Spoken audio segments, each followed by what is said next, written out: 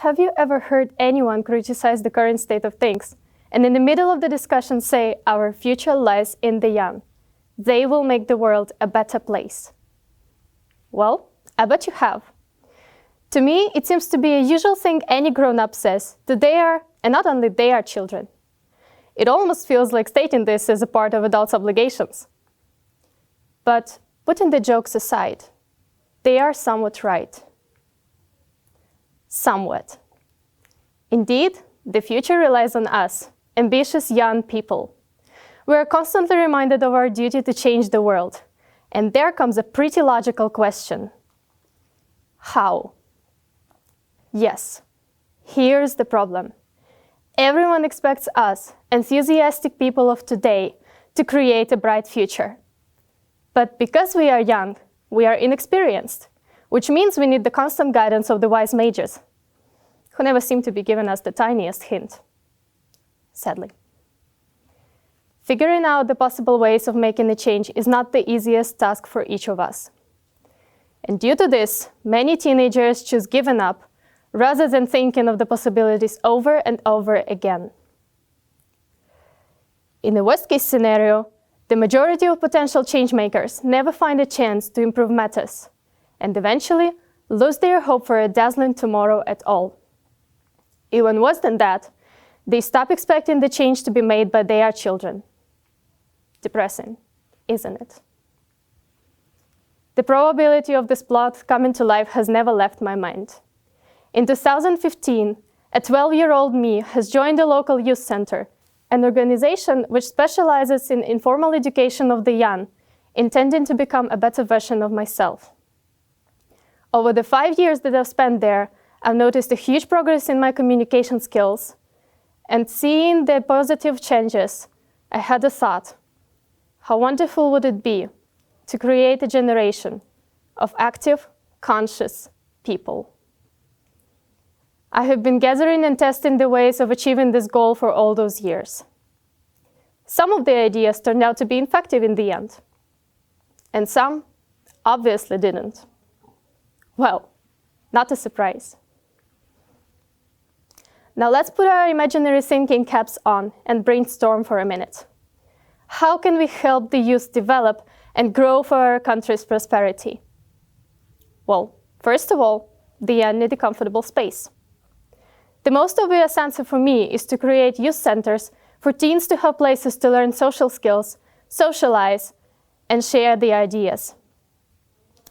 In my opinion, such organizations make a better place to go to rather than cafes and clubs. Not only would the young gain valuable knowledge and skills, but they would also meet peers who share the ideas for the future. There at the youth centers, we could organize various meetings and clubs to educate the children in an extraordinary way.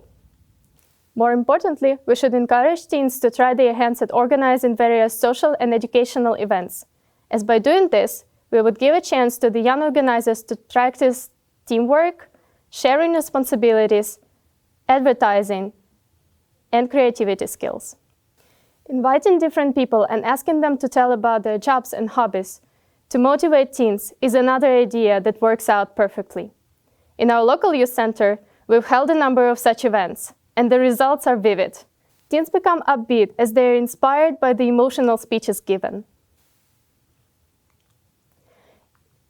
Honestly, this very place, the youth center, would become a perfect combination of various methods of youth development. It is clear, though, that one cannot make progress by simply attending civil organizations. It is extremely important to encourage youngsters to participate in social and ecological initiatives, voluntary work, to make them conscious of the problems the modern world is facing now. Once they've gotten a clear picture of what needs to be changed or improved, they will set a goal for themselves and start working. Everything I have mentioned before is just a tiny % of all these actions we could take to help the young. In the very beginning, I told you the bad ending of the story. Now, put your thinking caps back on and imagine what the world would be like if these ideas turned into reality all over the world. It is possible to say that the visible results of such a bringing of the young would be of 3 types: personal, global, and delayed. The personal effect is the impact our actions will have on the youth itself. They will result in teens building a solid foundation for their future jobs and relationships, obtaining soft skills, and building a society of conscious people. The global effect mostly depends on the youth itself. These are the reforms they will introduce from the spot, intending to start improving the world now. We cannot expect them to be something big, but every small step towards this goal counts.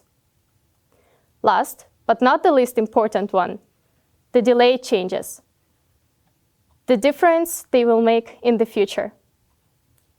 If we bring up a generation of conversant people, even bigger change will come once they come of age.